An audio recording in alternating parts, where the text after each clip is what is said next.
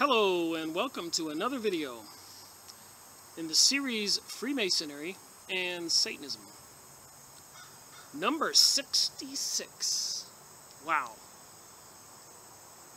We're getting up there on the series, and we're up to an important number, 66.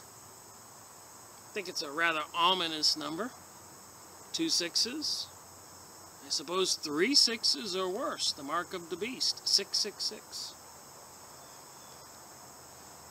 So I thought I'd pick a special topic for 66, and it has to do with Zionism. Talking about Jewish people, good Jewish people, bad Jewish people, indifferent Jewish people, just like Christians. There's good Christians, there's bad Christians, and there's indifferent Christians.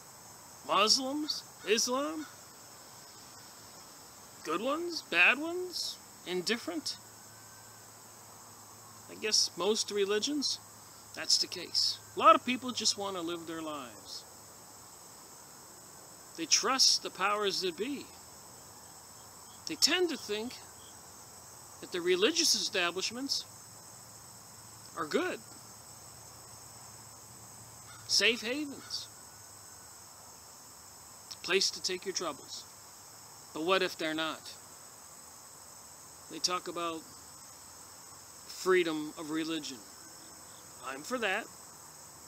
But does that include devil worship, Satanism, witchcraft? And I know what you're thinking. Ha ha ha, there's none of that. But then if you do some research, there appears to be some organizations out there that are actually sacrificing children. Humans. There's a lot of horrible stuff going on out there in the world, and I believe most people will agree with that. Apparently the Illuminati, like a high level of Freemasonry, has satanic type rituals 8 times a year where they have to sacrifice somebody to death. Witchcraft. So with that said, I've got quite a few books on Zionism. And during the early 1900s, 1910, 1920, Henry Ford, congressional hearings were going on in Washington, D.C. and the USA. The topic was the Jewish problem. What was the Jewish problem? Well, around that time period, from the Russia territory area, Eastern Europe, not Western Europe with England and France, but Eastern, a lot of the Jews were being shipped to the USA, New York City, predominantly. A lot of them called them Yiddish Jews. They were a special breed of Jews, not like your everyday Jewish person who had resided in Palestine in peace, who had resided in Iraq in peace, in Iran in peace, all throughout the Middle East, all throughout the world. There were some problems, but generally speaking, the Jewish people prospered. In Germany they prospered. So what happened? What's happening? How's that for an opening? That's a touchy subject. Thought I'd try to make my videos a little clearer. Anyways, the book I decided to start out with on the series of Zionism, 66. So the book I've chosen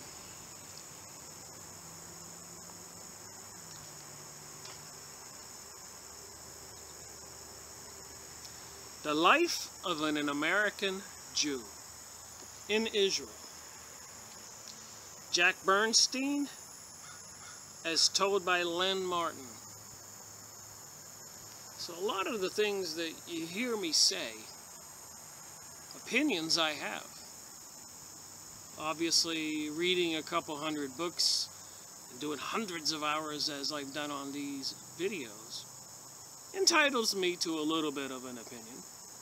But the opinions I have about Jews, for the large part, came from Jews themselves. And then, of course, there's a stigma out there in society that apparently you can't talk about Jews. You can talk about Mexicans. You can talk about Arabs. You can talk about anything. But you can't talk about Jews. What's with that? And Jews, well, they can do lots of bad things, not all Jews, and get away with it. Because you can't prosecute Jews either. The system seems to let them go. Like 911, when they were all captured in white cargo vans with suspicious materials, and some of them on the roof in New Jersey partying, videotaping 911. The battleship, or the United States military surveillance ship, Liberty, bombed to smithereens by the Jewish Israeli military, Zionism, to try to disrupt relations between Egypt and the United States. It didn't work. I mean, they really went out of the way. If you go look into it, they bombed and they bombed. And the USA soldiers on the deck of the ship were waving flags, American flags, and waving to the Israeli jets. Hey, we're on your side. Stop bombing us. A horrible thing is these false flags. With that said, let me move on. So, 1984 by Jack Bernstein and Len Martin. I suppose they're both deceased. It says expired.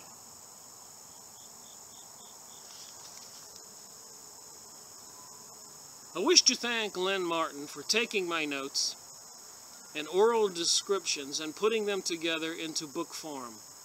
Without his dedicated efforts and encouragement, this book would have not been possible. Jack Bernstein.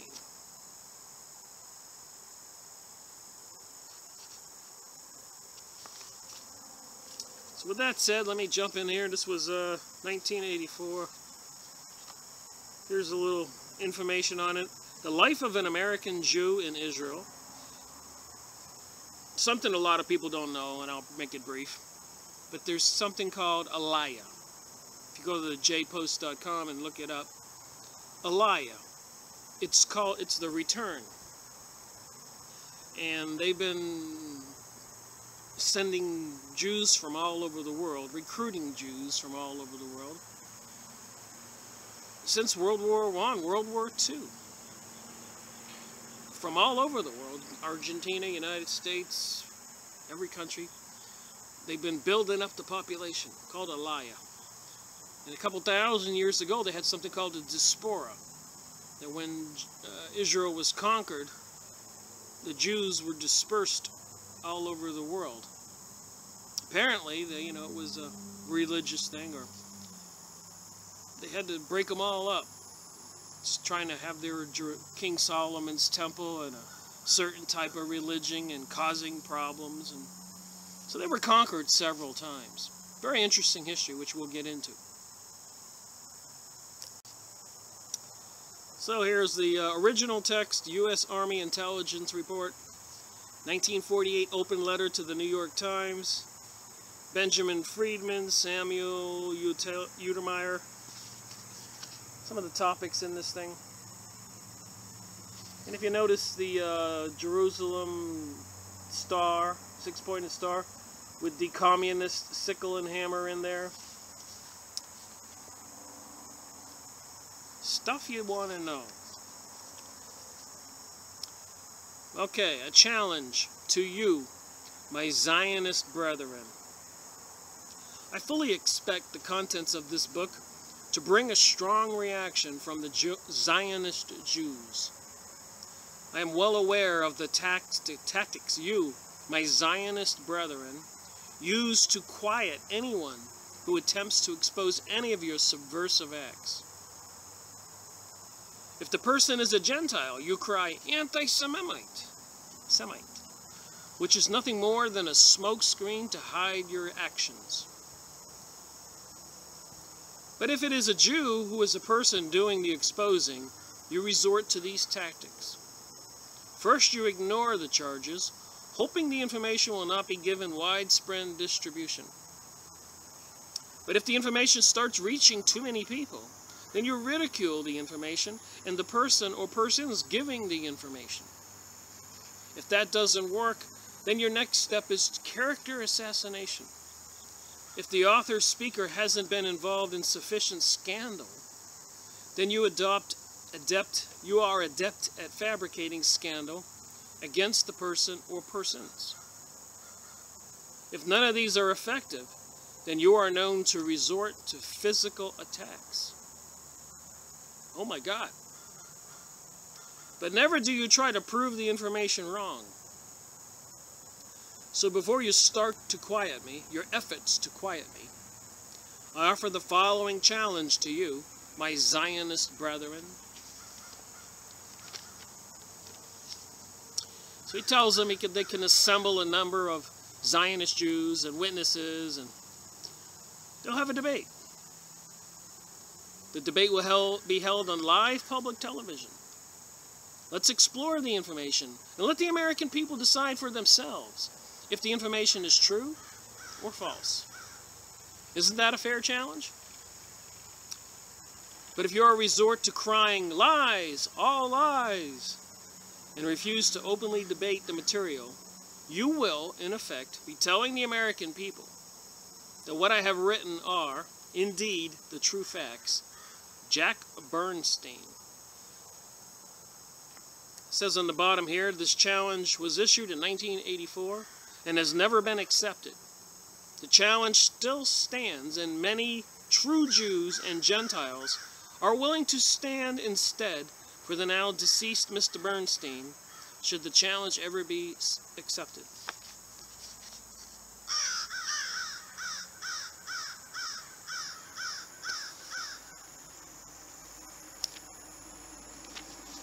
That was an opening. Moving on. Now this is very important information, and I'm saying the name wrong, I'm sure. Ashkenazi Jew. Ashkenazi Jew. I am an Ashkenazi Jew. That would have been Jack Bernstein.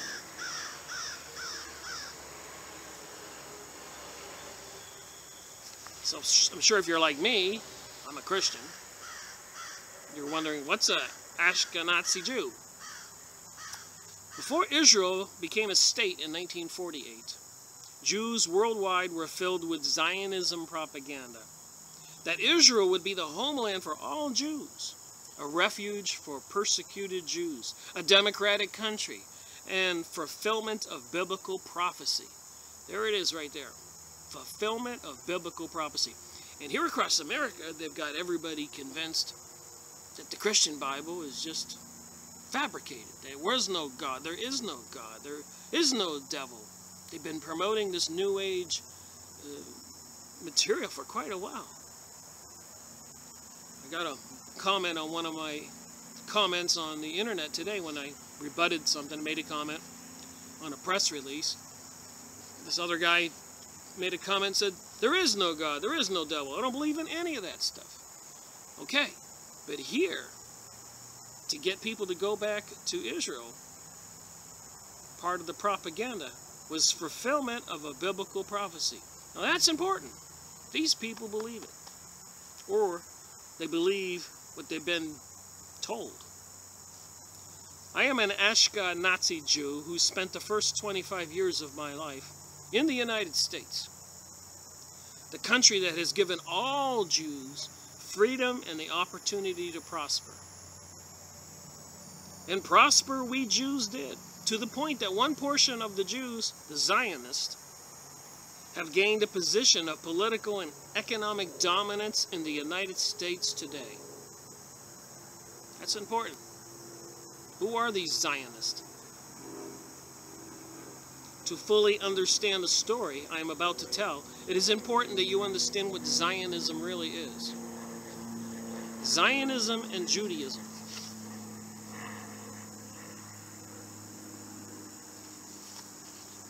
And my point to doing these book reviews is, first, I wanted to know what the heck is going on 10 plus years ago. My clients and the businesses and people were losing their homes. My clients were losing homes. And it just befuddled me that people in Argentina, Germany, Canada, US, California, everywhere, would be losing homes and suffering economically. I just couldn't imagine that everywhere across the planet, stupid managers were running everything. Somebody had to be planning it. That's how much I knew about world affairs. Nothing. But I made it my business to check it out. I grew up Christian. I believed in God. I never argued it. They taught me that in Catholic school. I never took religion all too seriously. I tried to be a good man. No murdering, stealing, or adultery or anything. Went to church on Sunday, sometimes. But something bigger was happening, and I decided to spend some of my life investigating. Zionism and Judaism. Zionism propaganda has led the American people to believe that Zionism and Judaism are one and the same, and that they are religious in nature. This is a blatant lie. Judaism is a religion, but Zionism is a political movement started mainly by East European, over there in the Russia area,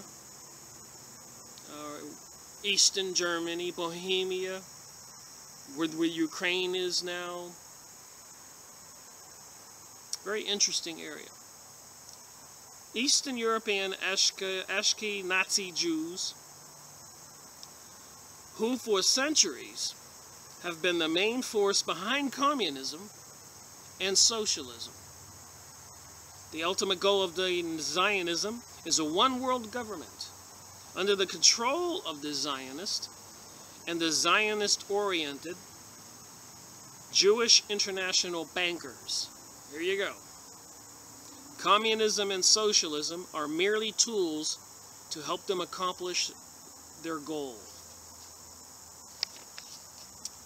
Okay, so Jack Bernstein says, I'm just reading some highlighted stuff. Go buy the book. I'm going to give credit where credit's due. I'm not trying to read an entire book. I was a victim of Zionist propaganda. After the 1967 war,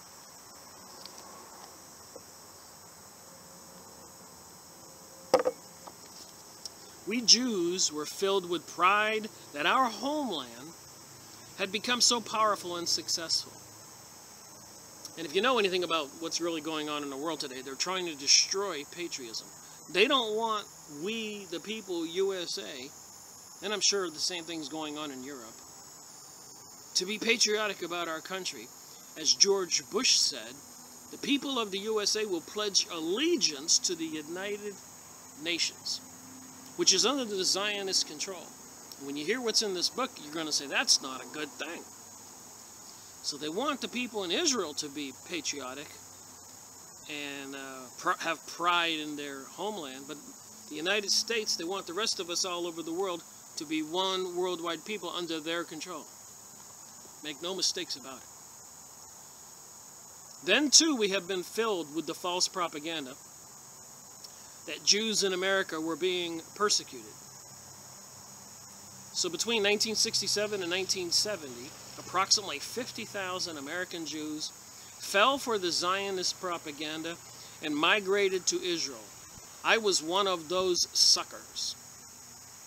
After being filled with all those false Zionist propaganda, I felt that I would have a better chance to succeed in the new Jewish state. Dual citizenship. I had no emotional conflict with leaving the U.S. because I was still able to keep my U.S. citizenship. And I could return to the U.S. at any time. And that's not true with most countries in the world. So why were they favoring this brand new country with dual citizenship? How powerful is the Zionist lobbies that control our politicians, obviously our banks, and everything else, that they can get special privileges for these people that go to Israel who are trying to take over the world.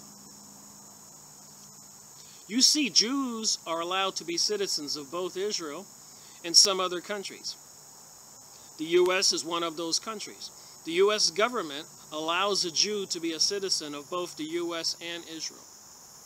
However, German Americans cannot be citizens of both the U.S. and Germany. Italian Americans cannot be citizens of both the U.S. and Italy. Egyptian Americans cannot be citizens of both the U.S. and Egypt. But a Jewish American can be a citizen of both Israel and the U.S.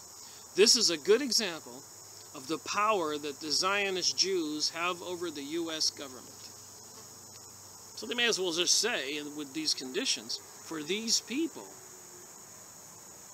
they've combined the USA and Israel into one country. But if you're not Jewish, try to be a dual citizenship with Israel. Not allowed.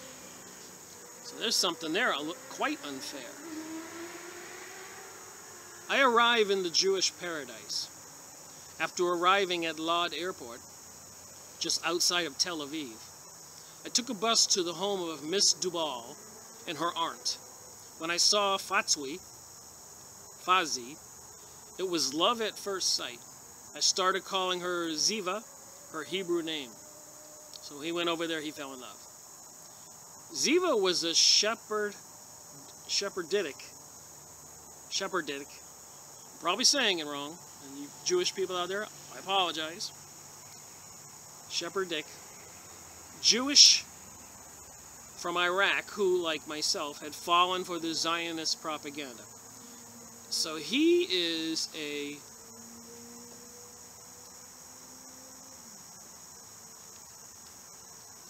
Ashkenazi Nazi Jew, and she is a Shepherdic Jewish from Iraq.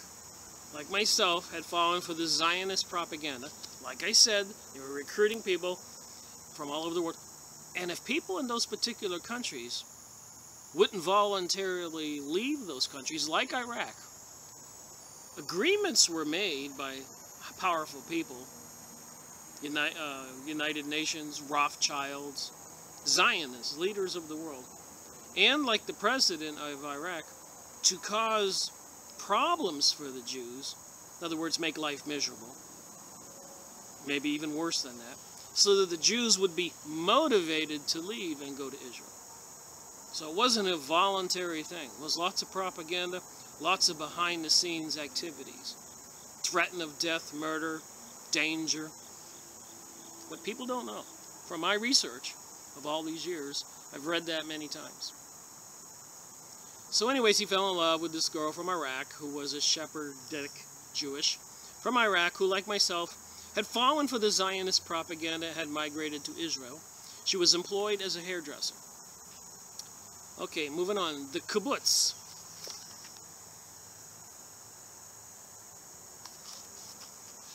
After visiting with Ziva and her aunt for 2 days, I left to spend 6 months at kibbutz En Hashtof, one of the well over 150 such communes, communism, get it, communes, then operating in Israel. So they were these communities where everybody shared everything in these living communities. Since then, many more have been started, especially in the territory taken from the Palestinian Arabs. A kibbutz is a farming and sometimes industrial venture. It is important to explain that Israel's kibbutz system is a Marxist idea brought to Israel by the Ashkenazi Jews, and I learned that word eventually. I'm able to talk to a Jewish person and get proper pronunciation, who migrated to Israel mainly from Poland and Russia, Eastern Europe. These Jews are part of the bunch of Jews known as the Bolsheviks. The Bolsheviks Jews killed the Tsar in 1917 and proceeded to kill, I'm confident to say from my research, 66 million people. Go on Wikipedia, learn a lot about the Russian Revolution. But these people that were killed when the Bolshevik Jewish people invaded, all planned, by the way, with the Rothschilds, Rockefeller, all the banksters from America too, in New York, in 1917, to kill the Tsar and his family, and to proceed to kill Goyim, Christians, and other good people, to the tune of 60 million, some say 100 or more. I think 25 million was admitted by the Jewish newspapers. And destroy all the Christian churches, but not kill the Jewish people or destroy the Jewish temples. Bolshevik Jewish people took over Russia. It is my opinion they never let go of Russia, and they still are in control, like Prime Minister Sharon said of Israel in a heated argument in his Congress. Don't worry about America, we control America. So these Zionist Jewish folks I'm talking about that overthrew Russia and probably overthrew the United States subversively by taking over the banks in 1913, Christmas time. 6 months later, starting World War I, where they made, the Rothschilds made an agreement with Mr. Balfour, Lord Balfour, that if the Rothschilds, Bank of Germany, Bank of England, Bank of Italy, and now the Bank of the United States, Federal Reserve, financed England and brought America into the war, then the UK, United Kingdom, London, would give the Palestinian lands to the Rothschild Zionist group to create the State of Israel. It was all a behind-the-scenes plot, a plan, deception. That the world didn't know anything, but all of us were at World War. Which, by the way, Albert Pike, leading Freemason in the 1880s, whatever, wrote a letter to his friend in Europe saying that 3 world wars would be needed to bring about the New World Order. So this whole thing goes way back. The Illuminati was started in 1776.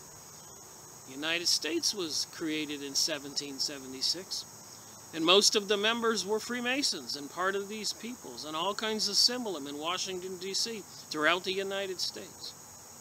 Probably a phallic symbol in your city square, one of those obelisks. Look at the old buildings and the gargoyles and all the other Masonic symbols.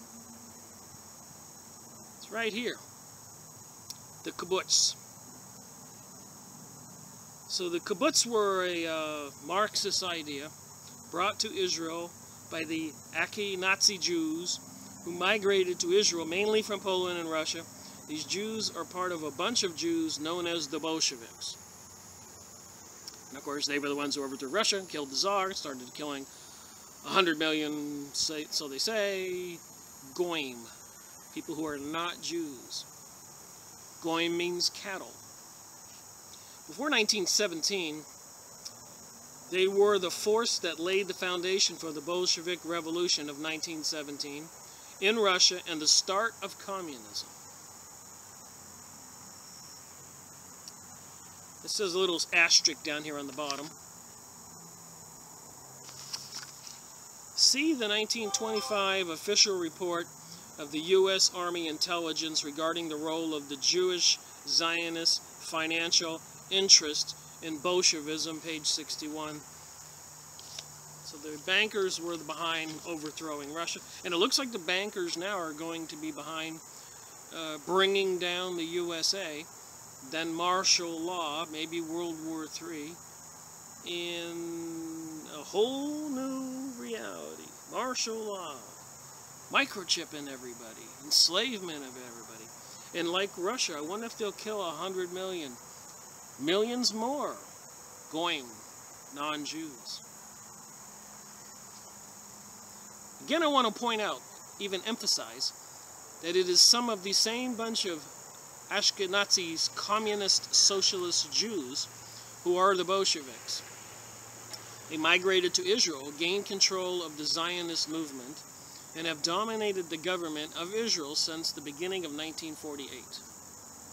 Prior to 1967, most of the work of the kibbutz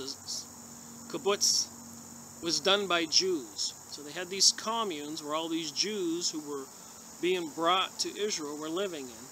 And so prior to 1967, most of the work at the kibbutz was done by Jews. Make sense?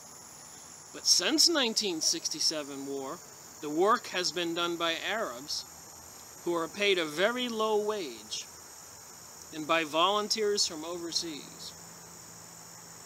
Members of the kibbutz, which include all Jews, share all things equally, and they receive clothing, food, and a small allowance. But now they don't do the work. They've got some low-paid Arabs doing it for them. Each of these kibbutz are affiliated with one of the Israeli Marxist parties, ranging from socialist to hardcore communist. During the time I was working on the kibbutz, I carried on a courtship with Ziva. She was one of the reasons I left the kibbutz. After only 4 months, we were to be married. So she was a Sephardic Jewish person, and he was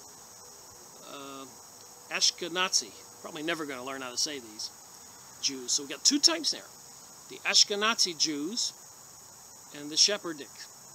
The Ashkenazi Jews were the ones who came from Eastern Europe, and the Sephardics were probably the normal Jews who had been living in the area since Judaism was created. Real Jews. And I think the Ashkenazi Jews are not real Jews. And it says it in this book. We'll get to it.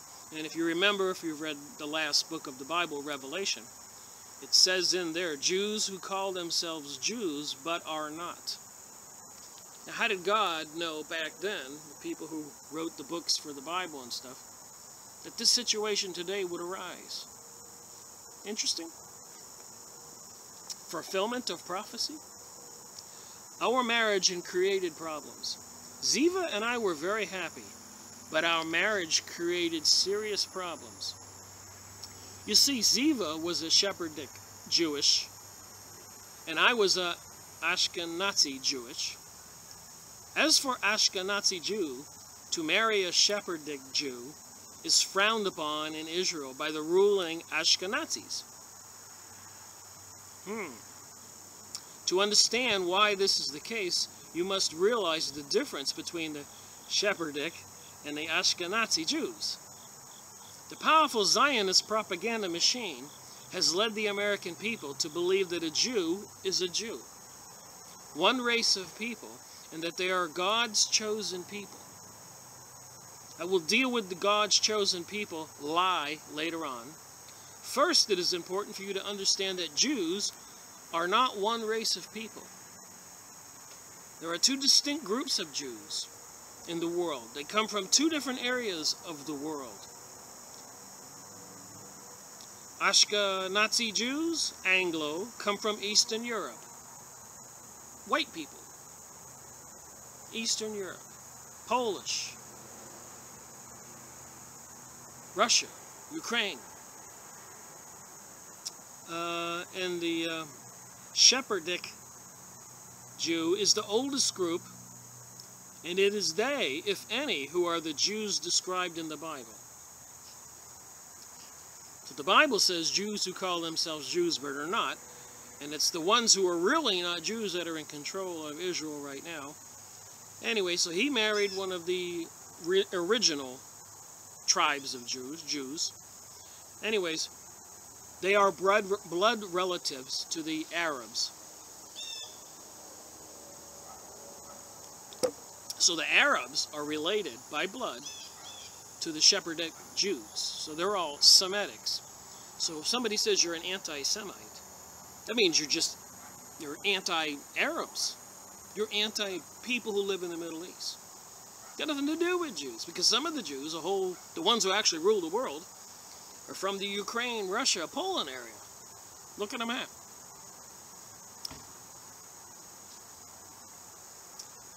Okay, so they are blood relatives to the Arab Semites. Their only difference between them is religion. The Ashkenazi Jews, who now comprise 90% of the Jews of the world, had a rather strange beginning. According to historians, many of them Jewish, The Ashkenazi Jews came into existence about 1,200 years ago. So wait a minute, Jesus Christ was born 2,000 years ago.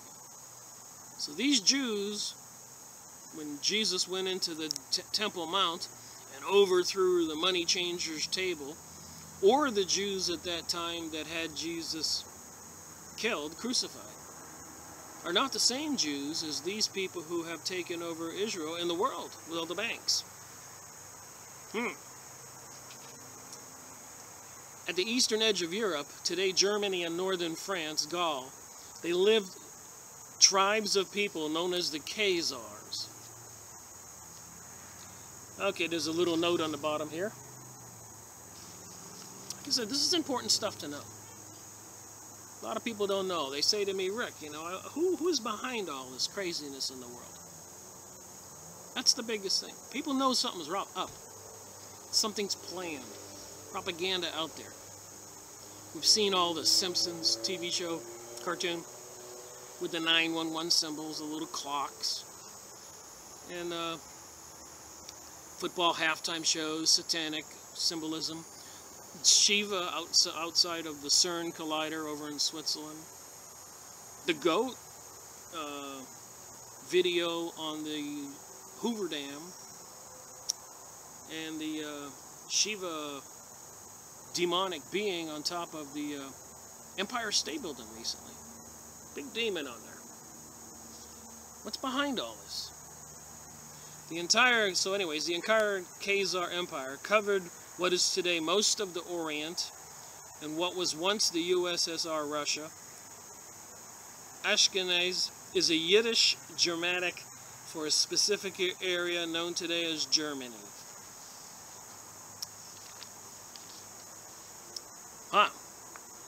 Moving on. About the year 740 AD, that would be 740 years after Jesus, 1,300 years ago, 1,250 years ago, a Khazar king, where the Ukraine is now, and his court decided that they should adopt a religion for their people. So representatives of the three major religions, Christianity, Islam, and Judaism, were invited to present their religious doctrines. The Khazar king then chose Judaism, but it wasn't for religious reasons. And remember, back then, this Khazar Empire was so powerful that when any other country went to war, they would rent troops, warriors, to come fight their wars. That's how powerful the Khazars were. They would rent you an army, provide you with an army. Of course, you had to pay for it. So, moving on. So the Khazars chose Judaism. So they played it safe. They chose Judaism. It wasn't for religious reasons. They chose Judaism. It was for political reasons. Sometime during the 13th century, it would have been 1200, 1210, 1250, these Khazar people were driven from their land and they migrated westward, and most of them settled in Poland and Russia of today. These Khazar are now known as Ashkenazi Jews. Because of these Khazar, Ashkenazi Jews, merely chose Judaism, they're not really Jews, at least not by blood Jews. Throughout the history, these Polish and Russian Ashkenazi Jews practiced communism and socialism. Socialism is not good. It might sound good that we take care of each other, but you can bet your bottom dollar the elite are going to live rich, opulent lives, and the poor are going to be their slaves. That's the kind of socialism we're going to get if they pull it off in the USA and Europe and what's in the Bible, and work to have their ideas implemented in these countries. By the late 1800s, significant numbers of these communist and socialistic Jews were found in Germany, the Balkans, and eventually all over Europe. And they're telling us to worry about the Muslims coming to the USA. Seems we should be worrying about these Khazars who are bringing the communist socialism reality to America. It's not going to bode well for us. Because of their interference in the social and governmental affairs of Russia, they became a target of persecution by the czars. I would expect so. Because of this migration of these communist and social-oriented Jews began. Some went to Palestine, some went to Central and South America. A large number of them came to the United States. And Henry Ford wrote a lot about that. We're going to get more into that. But the USA Congress in 1920, 1930s were having hearings on something called the Jewish problem because of these Yiddish Jews, Ashkenazi Jews. They were very disruptive. They were ruthless, and it would kill to take over businesses. Talk about hostile takeovers. They came here with arrogant attitudes and were bombarding the American people with their arrogant attitudes and were taking over everything like a mafia type people. And I understand if they wanted somebody's business and the person wouldn't sell, probably under their terms, they could wind up dead. And I'm just wondering if were these people into the occult, Kabbalah, magic, witchcraft, and could they kill people like that, like voodooism and stuff? Just stipulating that I'm trying to connect the dots. I know a lot about how this stuff works. We see all the satanic symbolism, occult symbolism in all the big corporate industries. We know that the trying to destroy Christianity, bringing about this new age of goddess and goddess, Osiris and Osiris and Isis, Horus on the US dollar bill, the pyramid.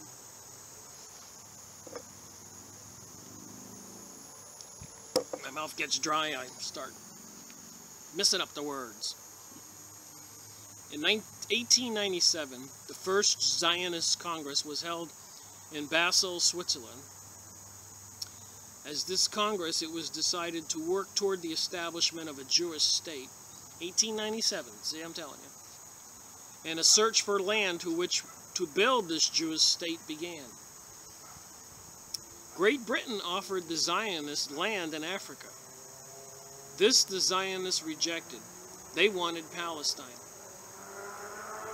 At the time, Palestine was peacefully inhabited by 500,000 Palestinian Arabs and a few Palestinian Jews. The Arabs and Jews are blood related and had lived together in peace for centuries. With Palestine as their choice for a homeland, the European Ashkenazi Jews began migrating to Palestine. As I explained earlier, most were communist, socialist-oriented, with some of them belonging to radical Bolshevik, communists whose aim is world domination. So when you think of Jews, especially related to Israel, keep in mind that there is a great difference between Sephardic and Ashkenazi Jews.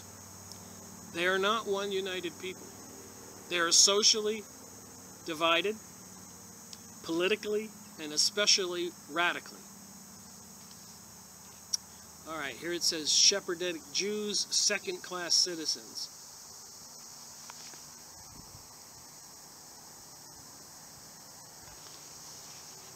For the first 3 years of our marriage, this is a Jewish person telling all. It was necessary to live with Ziva's aunt. This was because of the critical housing shortage in Israel and because of racism. Ashkenazi Jews who have lived in Israel for many years are given the first choice. Second in line are Ashkenazi Jews from Europe, especially if they are married or marry an Israeli-born Ashkenazi Jew. The next favored for housing now are Ashkenazi Jews from the U.S., especially if they marry an Israel-born Ashkenazi. So they got 3 classes that get first in line for housing.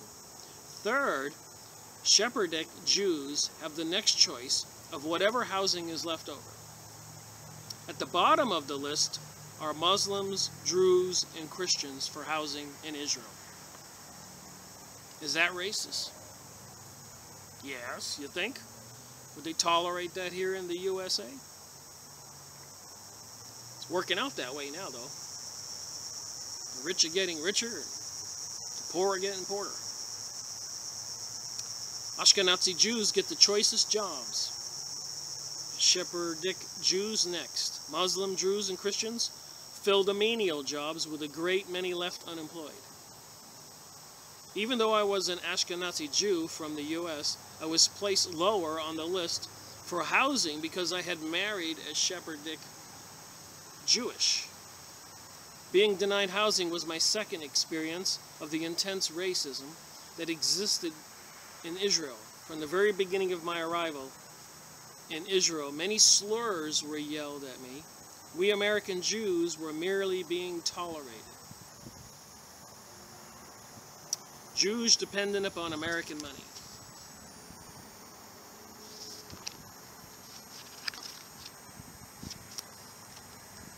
So gifts of American taxpayers, money, donations from American Jews, and the sale of worthless Israeli bonds in America, there is a jealousy among the elite Israeli Ashkenazi Jews towards the American Jews. So they would say, go home, we want your money, but not you. And I'm reminded of a study that came out that said from 1946 to 1973, 75 or something. You can look it up. Israeli got $90 billion from the USA. That little dot on the map. 90 billion, 46 to 75 or something, so it has 73. Look it up, $90 billion. The point is, during that same period of time, the whole world combined didn't get $90 billion. That's how much control they have. Follow the money. And Prime Minister Sharon of Israel said in a heated argument in his Congress, somebody said, you can't do that. The Americans will stop us. And Prime Minister Sharon said, don't worry about America. We control America. This is important to know.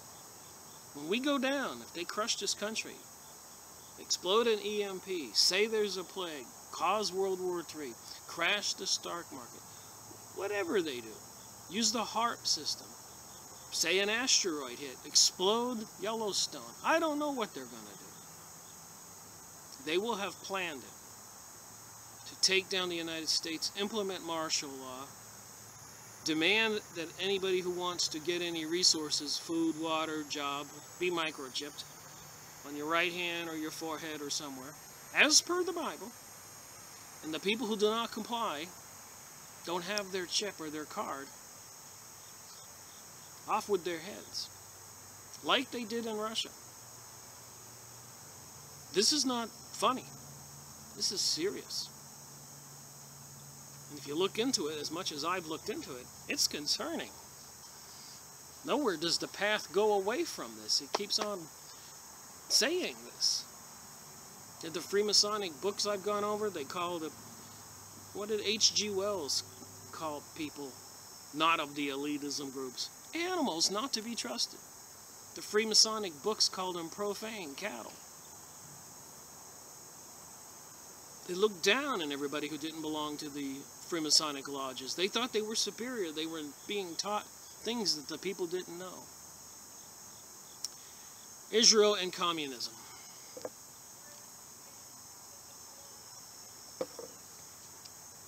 Of the 50,000 American Jews who, like myself, had migrated to Israel between 1967 and 1970, about 20%, 10,000 of them, were Marxist-oriented, with a great number of them actually card-carrying communist. So a lot of the communists left here for Israel. I probably wouldn't complain about that, but now we have the most powerful country in the world controlling all the banks and all the countries that are communist. And that's only a disguise for Zionism, and that's only a disguise for Satanism, Luciferic religion, as per the Bible, from my research, which we will go over in more books. It says here, they were welcomed by the Israeli authorities and local Ashkenazism, and were given favored treatment, housing, jobs, and social life.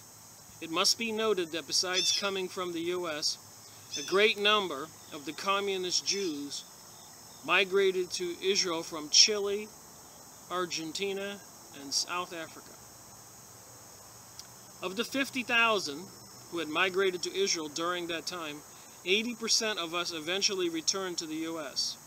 The 20% that remained were those who were card-carrying communists and sympathetic to Marxism.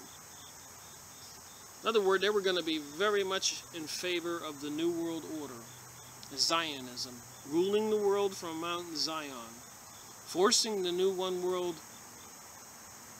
Luciferic religion, a descendant of King David taking the throne over there in King Solomon's temple when they finished building it, which apparently in the news recently, they are working on that right now.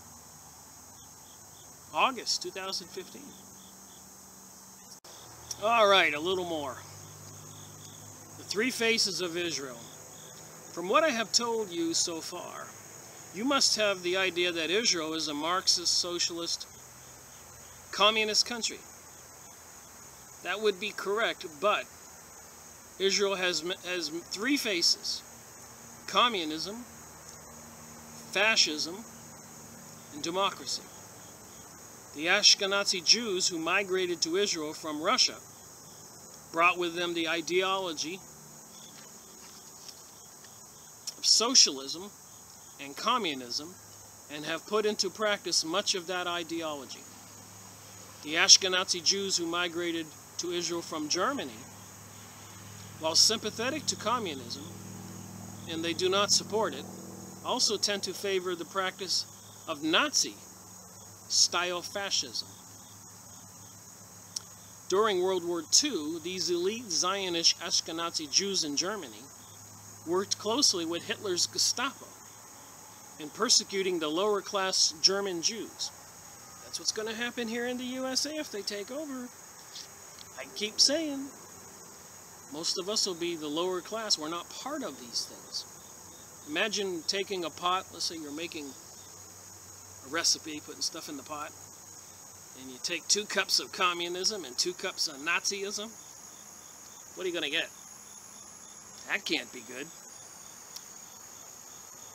Alright, persecuting the lower class German Jews and then delivering them to the concentration camps. Now that these elite Zionist Jews are living in Israel and having been well trained in Nazi-style fascism and favoring it, they have imposed many facets of fascism on Israel. Nazism. This is where Israel's so-called democracy stops. It doesn't make any difference which party wins an election, the Likud or the Labour Party. The elite Zionist Jews rule in a dictatorial manner, giving favors to the elite clique while brutally suppressing any dissent. This is what will happen in America, I keep saying. They bring about this fall crash to give them an excuse for martial law. We'll never get up from it. They're preparing for it with troops and weapons and spying systems all over the U.S. right now. Jade Helm, maybe? Patriot Act, maybe? So much more. We've gone over it in my videos, and we'll go over it some more. We'll beat it to death till we figure it out. Indoctrination of the Zionist youth. In the Zionist communist scheme of world domination, it is the Israelis' role to continually stir up trouble in the Mideast. Since wars are a big part of this scheme of aggression, it is only natural that from early childhood on, Israeli youth are trained mentally and physically for war. For instance, Israel has its equivalent of Hitler's youth group. Israel has its equivalent of Hitler's youth group. It is the Gadna, G-A-D-N-A, and all high school and junior high school students are required to participate, boys and girls. Even at play, guns and thoughts of war are present. Oh my God. While on a picnic, instead of taking along baseball and soccer equipment, they take submachine guns and assault rifles, and they practice shooting and playing military games. Once graduated from high school, all young boys are required to serve 3 years in the Army, 2 years for girls, and 4 years in the Navy or the Air Force. 3 for girls. Ultra-Orthodox religious Jews are exempt from military service. Once out of the service, a number of the ex-service people join the Shin Bet, which is the equivalent of Hitler's Gestapo. I wonder if these are the guys who were over here doing 9/11. It wasn't the Arabs with box cutters. There were a bunch of Israeli Mossad agents or spies over here arrested that day during 9/11. And let go right away, and then went back to Israel on main TV and bragged about their exploits. But the people don't know. Like the Gestapo, they engage in... The phone ringeth. Sorry about that. I do have a day job. So like the Gestapo, they engage in repressing anyone who acts or speaks out against the Marxist fascist government of Zionist-dominated Israel. And I'll say it again. There are a lot of mysterious deaths going on in the United States right now. A lot of doctors who were investigating vaccines. Astronomers, and then they're talking about Planet X. Biologists, and they're talking about Ebola. Witnesses to 9/11.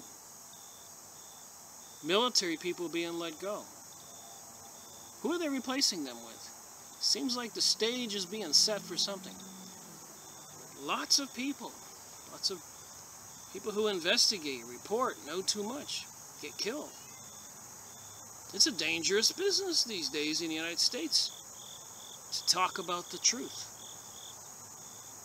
In a country of treason and traitors, truth is a crime. Maybe? Wouldn't it be nice if I was completely wrong on everything? Israel is a police state. Like in Nazi Germany, all people in Israel are required to carry identification booklets called Teudat Zuhet in Hebrew. So he went downtown one day and he forgot to bring his little booklet. Listen to this. Because it didn't have my ID booklet, I was taken to the police station. Is that going to happen here in America? I asked permission to make a telephone call to my wife to bring my ID booklet to the station. The sergeant allowed me up to 2 hours to have my Teudat Zuhet produced. I would have been in jail for 16 days for not having my booklet with me if she didn't arrive within 2 hours. This is just one example that Israel is a police state and not a democracy. With that said, on these couple videos I do about this book, probably 3, the second part will be a reading from some of the protocols of Zion, and then a third portion, pictures or a document review.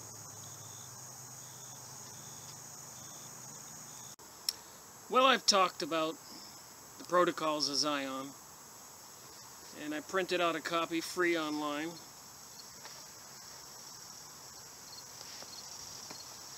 And I thought, I've talked about some of the earlier Protocol 1.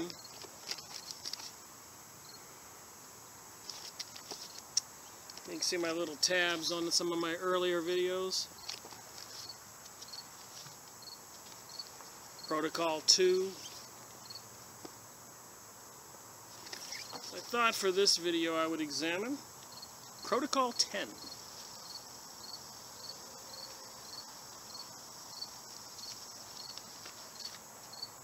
Because it seems fairly appropriate at this time in reality, with things going on in the world.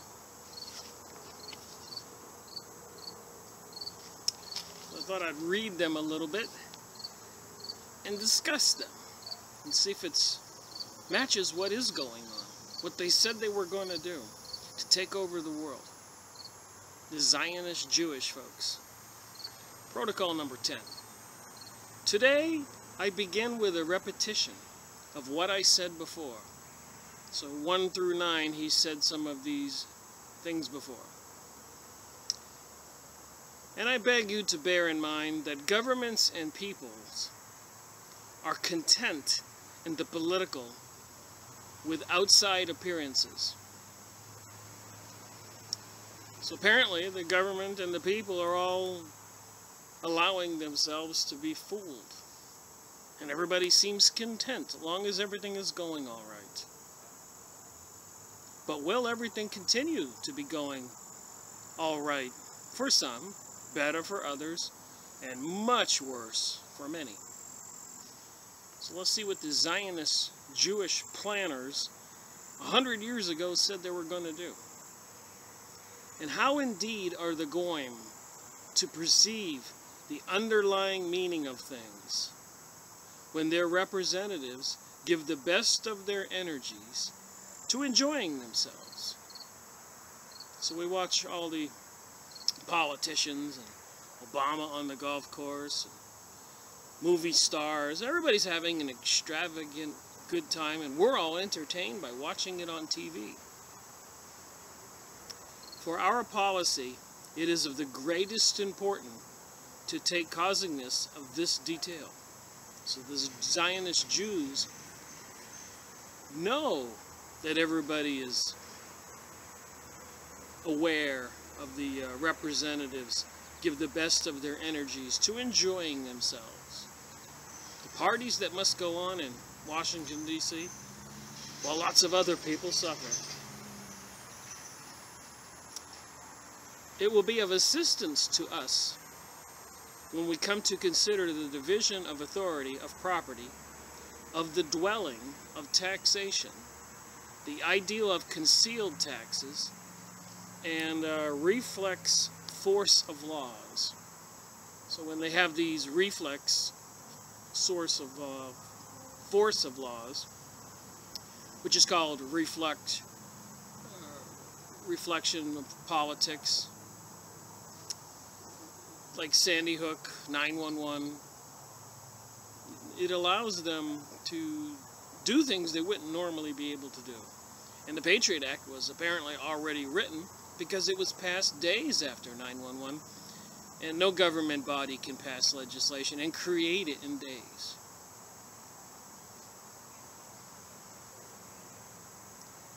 Okay, so all these questions are such as ought not to be touched upon directly and openly before the people.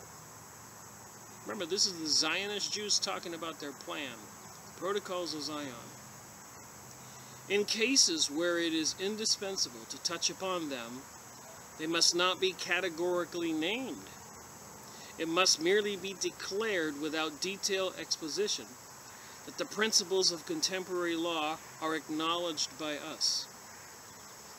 The reason for keeping silence in this respect is that by not naming a principle, we leave ourselves freedom of action to drop this or that out of it without attracting notice. And again, I'm not reading everything.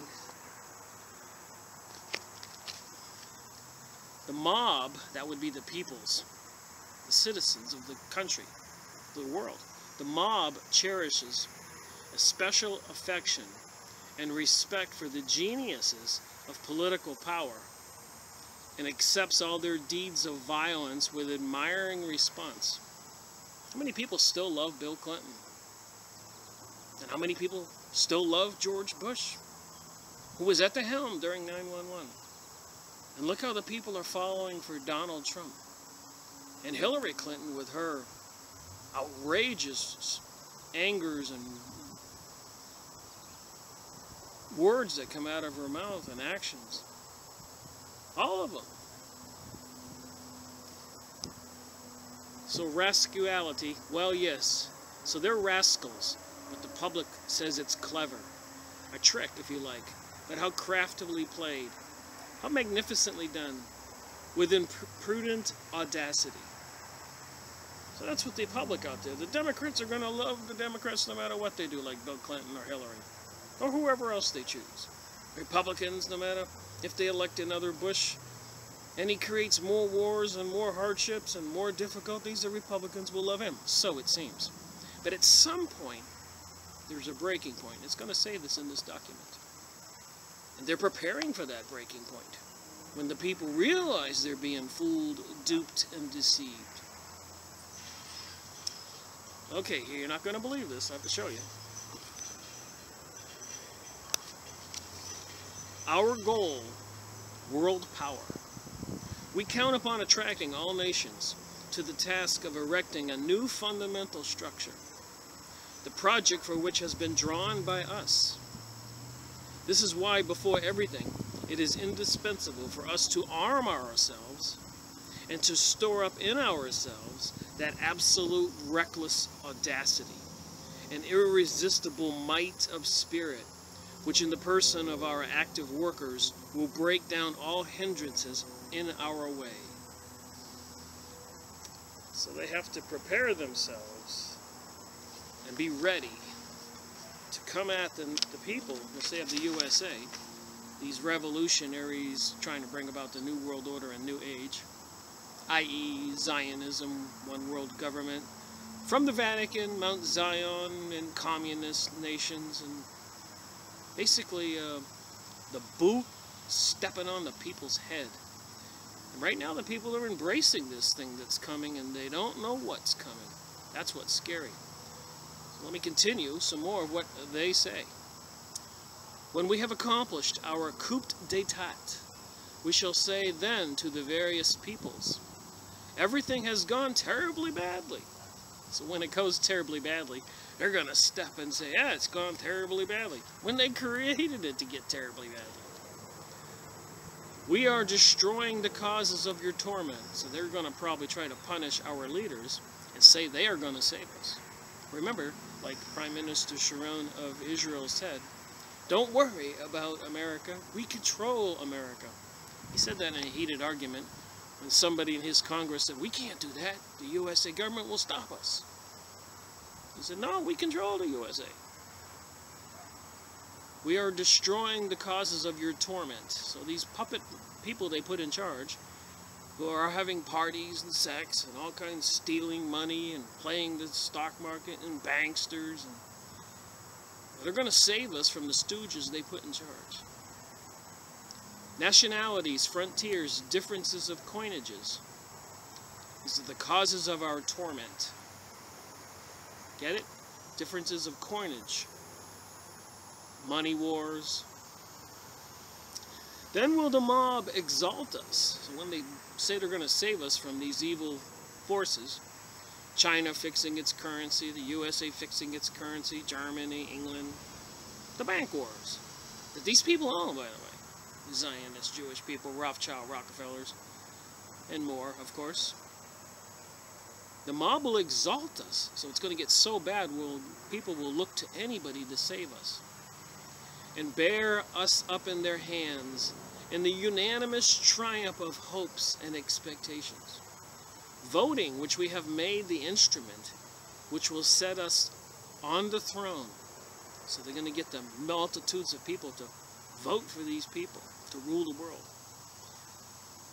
Set us up on the throne of the world by teaching even the very smallest units of members of the human race to vote by means of meetings and agreements by groups. So they're going to have everybody vote their own destruction and enslavement, because it's going to get so terrible out there. I'm interpreting. You can get the Protocols of Zion free online and read it yourself and interpret it yourself. Number 5, to secure this, we must have everybody vote without distinction of classes and qualifications. Sounds nice. In order to establish an absolute majority which cannot be got from the educated proprietized classes. In this way, by inculcating in all a sense of self-importance, we shall destroy among the goyim the importance of the family and its educational value, and remove the possibility of individual minds splitting off. For the mob, handled by us, will not let them come to the front. So the mob is going to be controlled by these Zionists, and they'll have the mob convinced to stop anybody from speaking the truth and saving us from our own enslavement. Nor even give them a hearing. So the mob won't even let these people have a hearing. Get on the corner and say, hey, they're trying to enslave you. They're going to handle the mob, and the mob will not hear them because things will have been so bad. As is accustomed to listen to us, only who pay it for obedience and attention. We shall create a blind, mighty force, which will never be in a position to move in any direction without the guidance of our agents, set at its head by us as leaders of the mob. The people will submit to this regime because it will know that upon these leaders it depends its earnings, gratifications, and receipts of all kinds of benefits. You know, like food and water, electricity, that they control, gas. Basically, our lives are under these people's control now. They can turn off the switches of the cell phones and ATM machines and banks anytime they want. They set the stage that way. A scheme of government should come ready made from one brain, because it will never be clinched firmly if it is allowed to split into fractional parts in the minds of many. So they don't want a Republican Party or Democratic Party. These Zionist Jewish folks are going to have one God at the head of everything. We want our schemes to be forcible and suitable concocted. Therefore, we ought not to fling the work of genius of our guide to the fangs of the mob and even of a select company.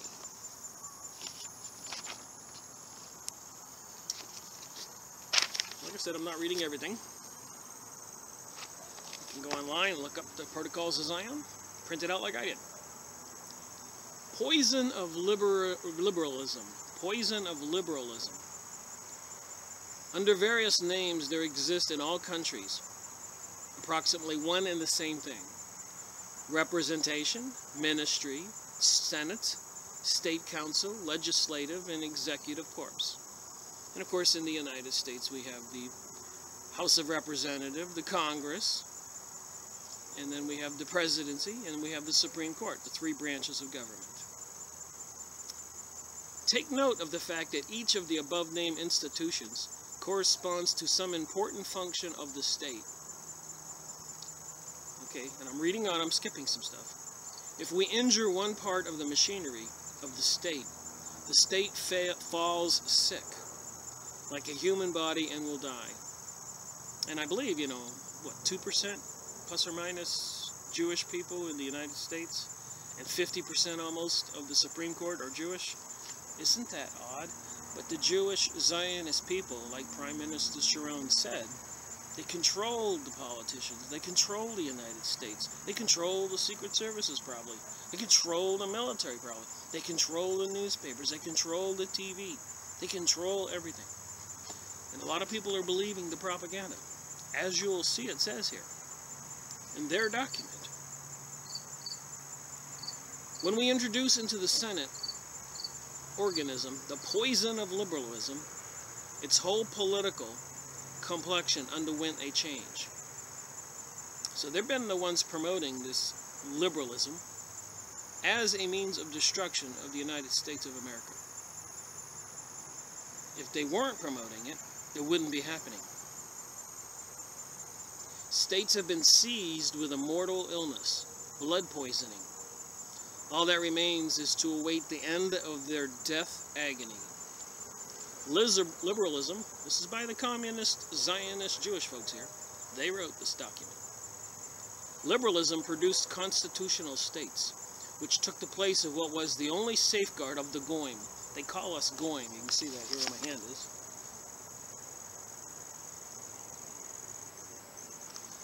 Which means cattle. Beings with no souls. Namely, despotism, and a constitution. So they're ruined our only safeguard, which was the Constitution. I'm moving on, I'm skipping stuff. Then the press condemned the rulers to inactivity and impotence. So if something bad happened, like Sandy Hook, if the Senate or the House of Representatives and the President didn't do what they wanted, the media would condemn them. So they created a reflex government and forced them into it by embarrassment in the media, thereby rendering them useless and superfluous, for which reason, indeed, they have been in many countries deposed. By a president taken from the mob, from the midst of our puppet creatures, our slaves. That's what it says here. Can't make this up.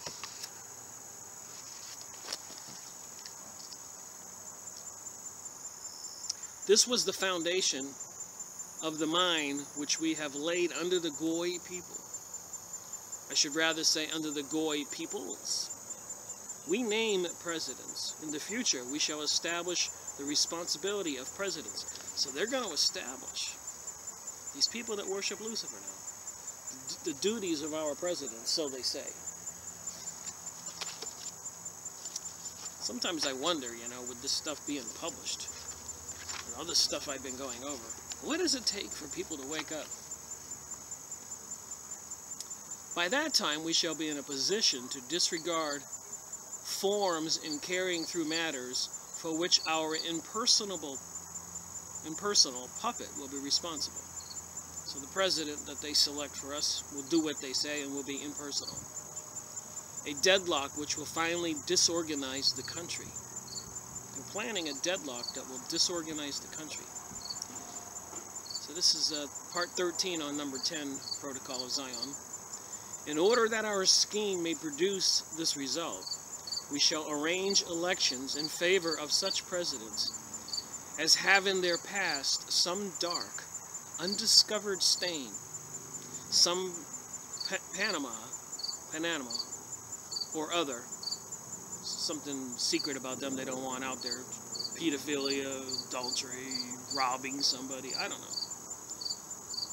They will then be trustworthy agents for the accomplishment of our plans, out of fear of revelations, and from the natural desire of everyone who has attained power, namely the retention of the privileges, advantages, and honor connected with the office of president.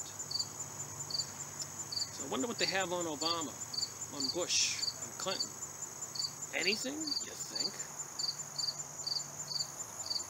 Birth certificate, 911, adultery, I can go on and on. We shall take from it the right of purpose. We shall take from it the right to propose new and make changes in existing laws. For this right will be given by us to the responsible president, a puppet in our hands. With the means of self-defense and the right of an appeal to the people for the decision of the people over the heads of their representatives. That is to say, an appeal to the same blind slave as ours, the majority of the mob. So with the control of the TV and the newspapers, they can make anybody look bad and they can make the mob think what they want the mob to think. Because apparently they think most of us USA people are stupid. Zombies. Programmed, mind controlled. And many are. Independently of this, we shall invest the president with the right of declaring a state of war.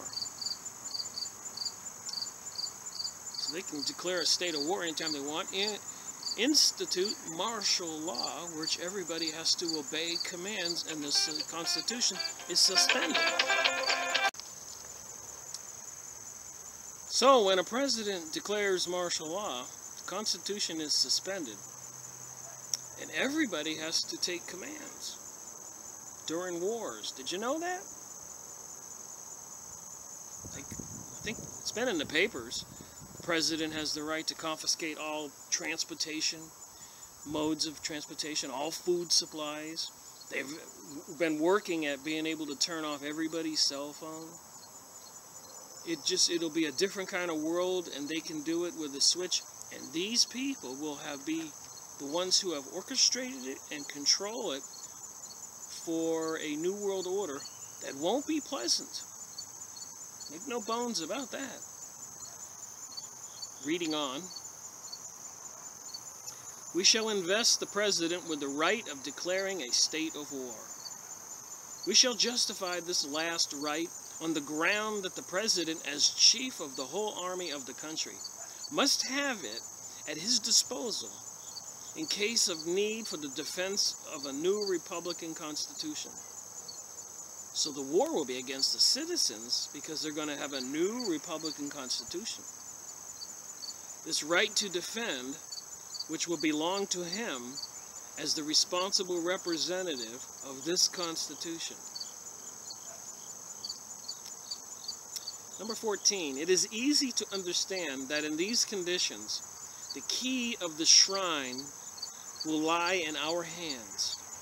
No one outside ourselves will any longer direct the force of legislation. So the Zionist Jewish folks who worship Lucifer, who are in cahoots with the Jesuits, the Vatican, the banksters, all the other organizations, high levels of Freemasonry, which dupes all its lower members. They don't know what's going on. Rosicrucians, lower members don't know what's going on. Hollywood, many employees don't know what's going on.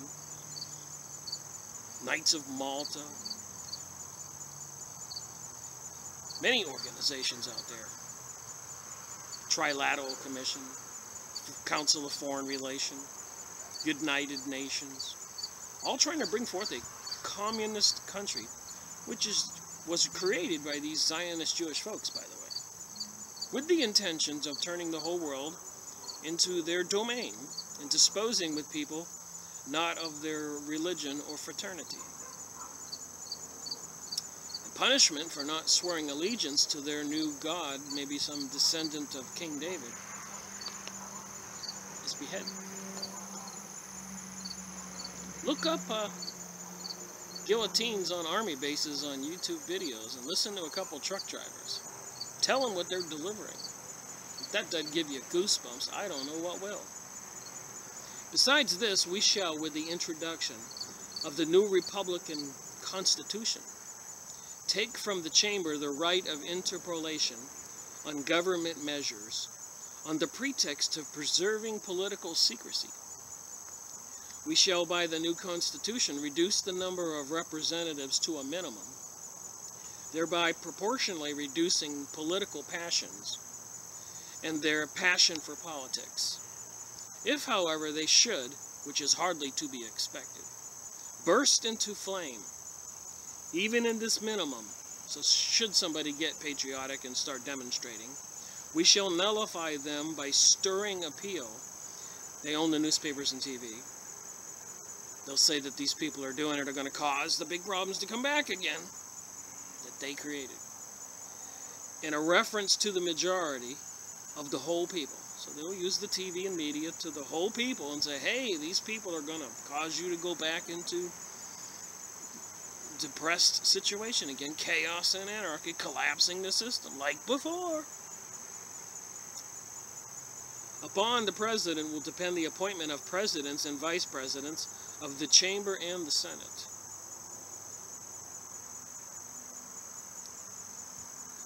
We shall reduce their sittings to a few months. Moreover, the president, as chief of the executive power, will have the right to summon and dissolve Parliament. And in the latter case, to prolong the time of appointment of a new parliamentary.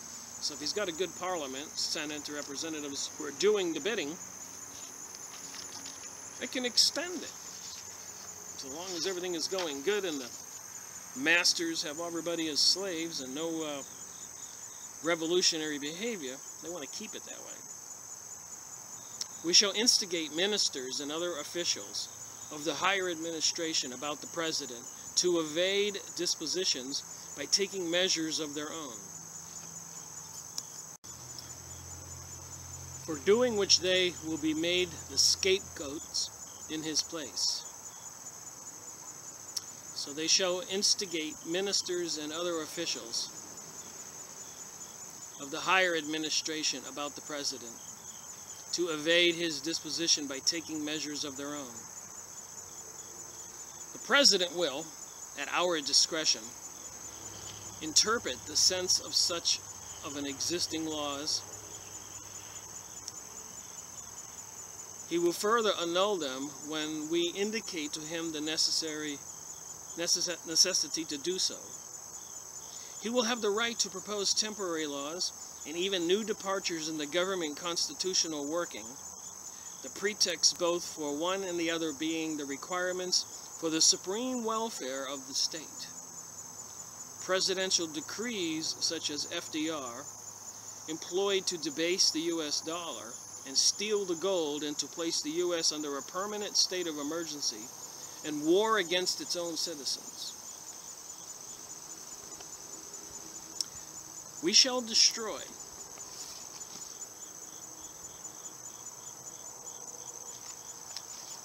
by such measures we shall obtain the power of destroying little by little, step by step, when we enter on our rights.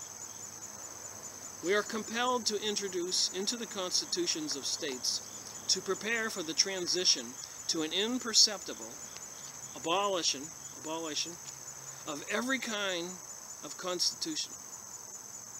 And then the time is come to turn every form of government into our despotism,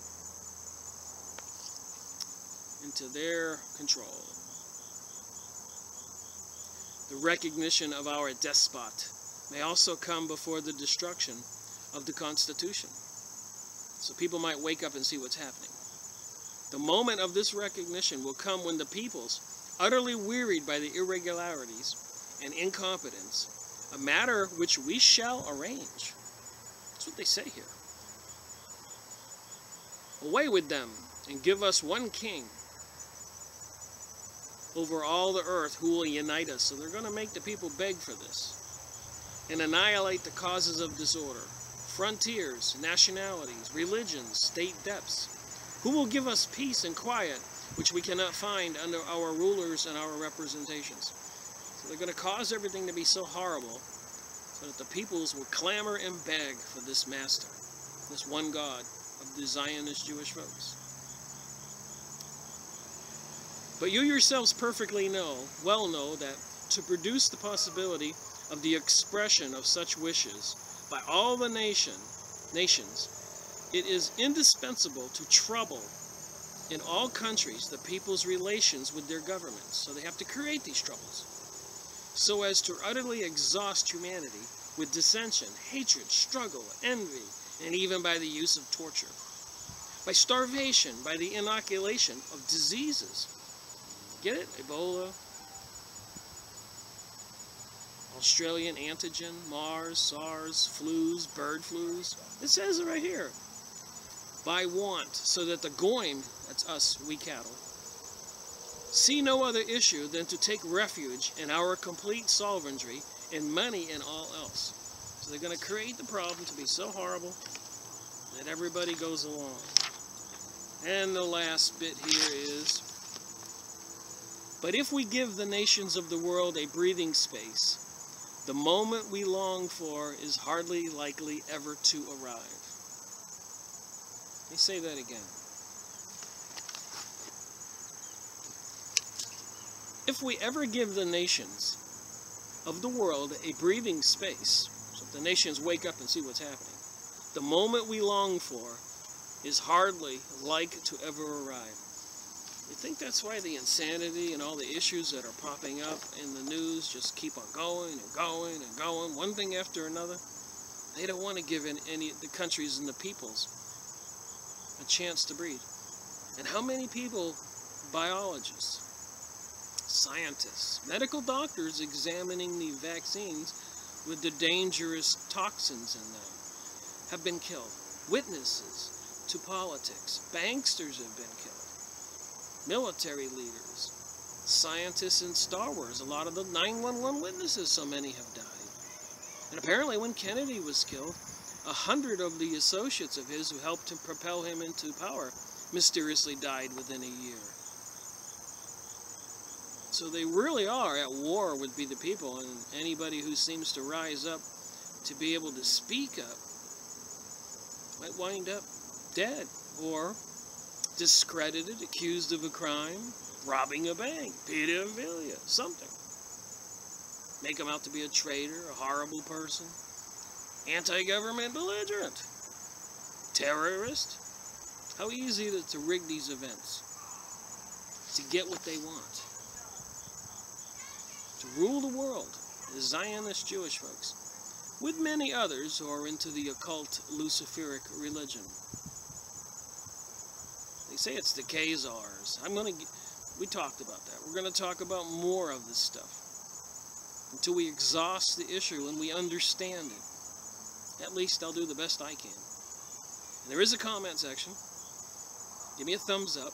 If you got anything to add, disagree, point it out, go online. I don't think I misquoted anything.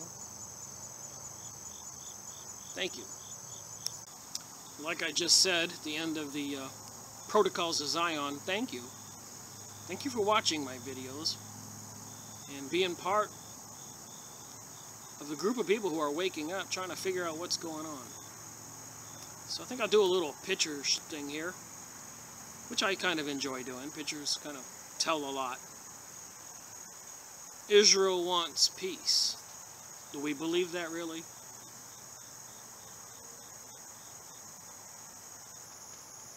Rest in peace, Palestinians.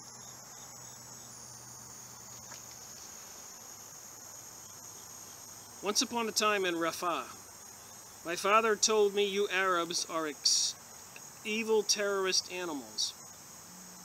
My father told me nothing. He was murdered by yours.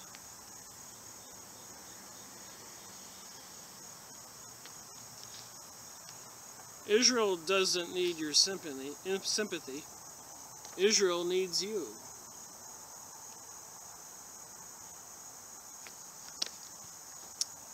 Colonize, terrorize, nationalize, militarize, radicalize, intimidate.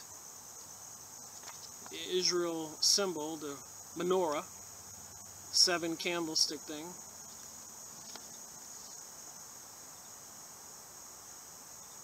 Zionist Christians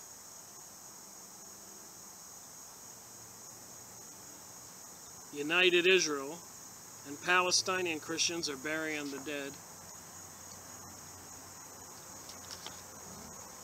Zionist, coming right out of the Political Action Committee of Washington, D.C., destroying all of the Middle East, demonizing the Arabs, who are the same bloodline as the real Jews. The Zionist idea is historical analysis and reader.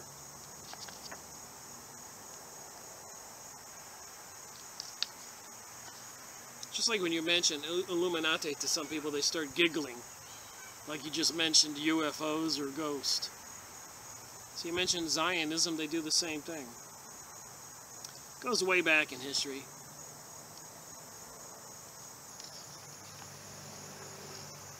This man is a huge part of it, but on the news they try to say he's anti-Israeli. It's all propaganda. No Zionism. These are pictures I found on Zionism images. Search on the Yahoo or Google. You'll find the Zionism image website.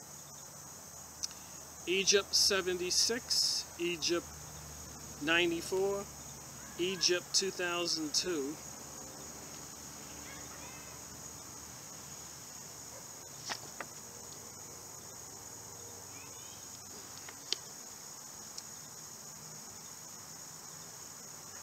Jews want to dismantle the Zionist state of Israel.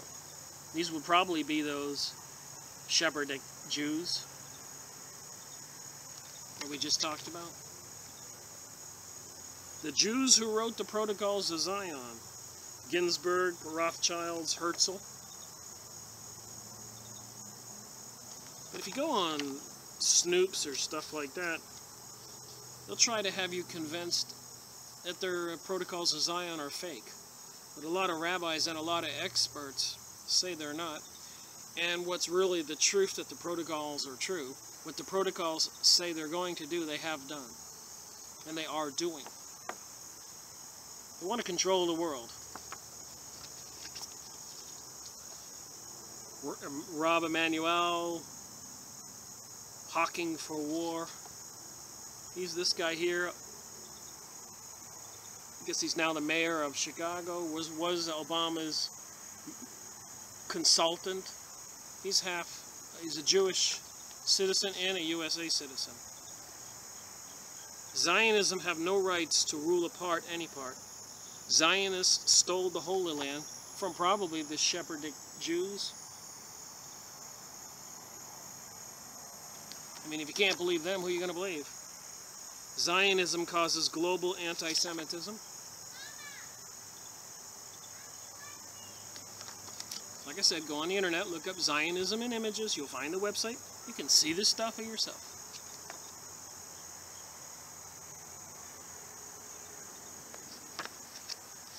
And they plan on having all the country over there. Protocols of Zion, many languages, 100 years old. The snake is the symbol.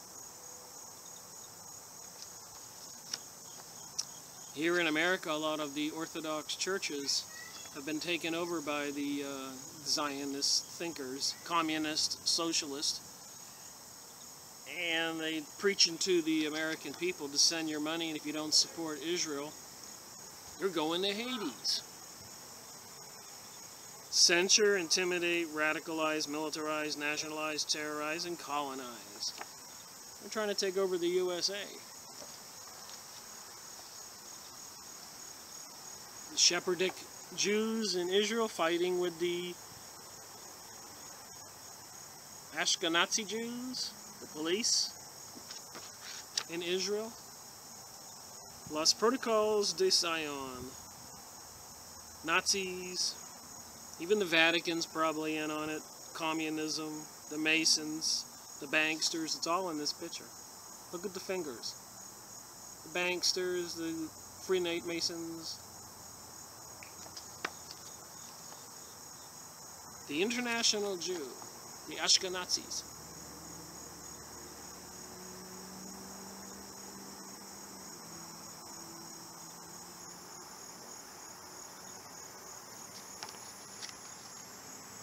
In every country that they topple and murder and mayhem,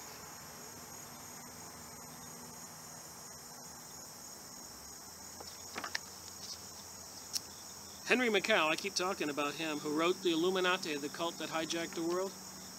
He's a Jewish guy, and he's trying to tell all. Hitler was apparently a descendant of Rothschilds. The new United States is Zionism. Look at that, 911 inside job. Statue of Liberty has a Talmud, the Jewish Bible in her hand. I like people who come up with this art. And if you can see here how much land they want to take over to build the country of Israel.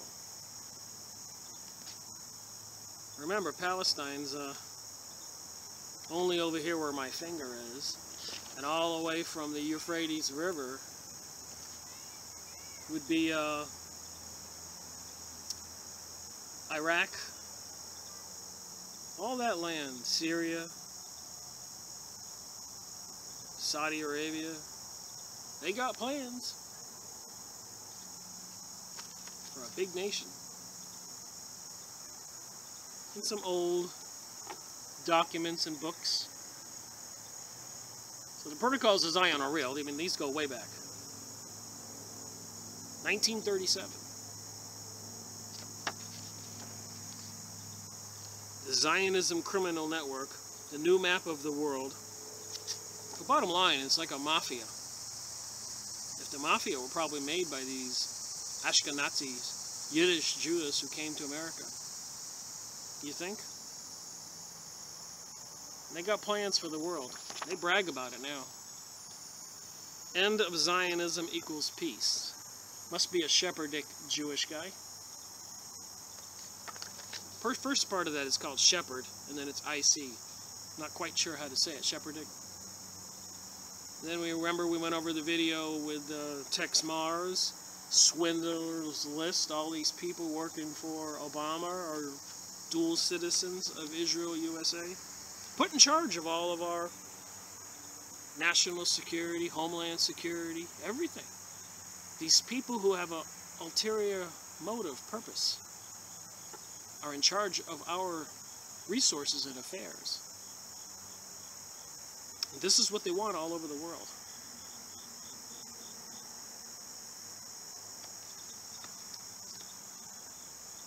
And they want everybody to shut up.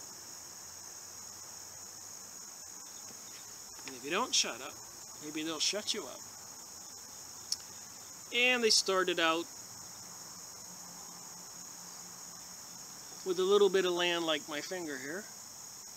And then the middle one, they grew some more. And then this one here, they own it almost all of it. And they're trying to go for the rest of it now. They do control Washington, D.C. I think most people will agree.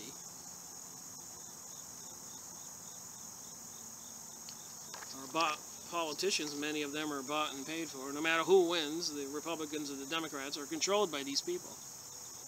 Winston Churchill, champion of liberty, scourge of fascism, Zionism. It is manifestly right that the scattered Jews should have a right national center and a national home. And where else but Palestine, for which for 300 years they have intimately and profoundly associated. So Winston Churchill was helping bring about, take the Palestinians' land and create these Zionist nation which intends on a new world order. Zionism, New World Order. I just got these pictures off of the website. Judaism rejects Zionism.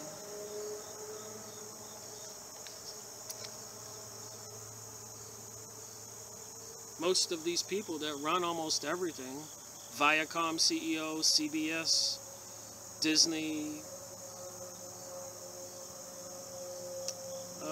Warner, Disney, News Corp, Fox, NBC, Warner, all Zionism people behind the cause. They've infiltrated everything. I thought this was an interesting picture. You can see two things in it, a woman's face or a lion's face. Even the ministers of our country, Orthodox Christian churches, look at the star on his chest or the Nazi symbol. They're selling out our country. Zionism magazine promoting Obama.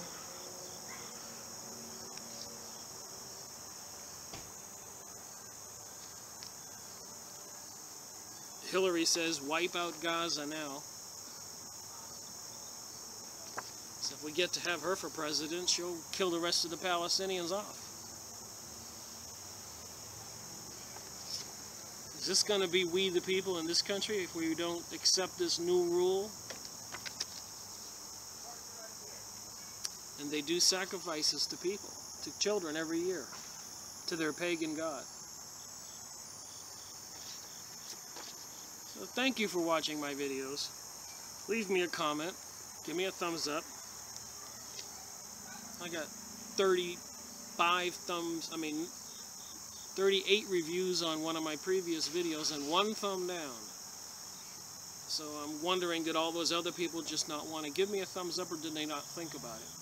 So I think it's important that we show if we really are caring about this and want to learn about this stuff.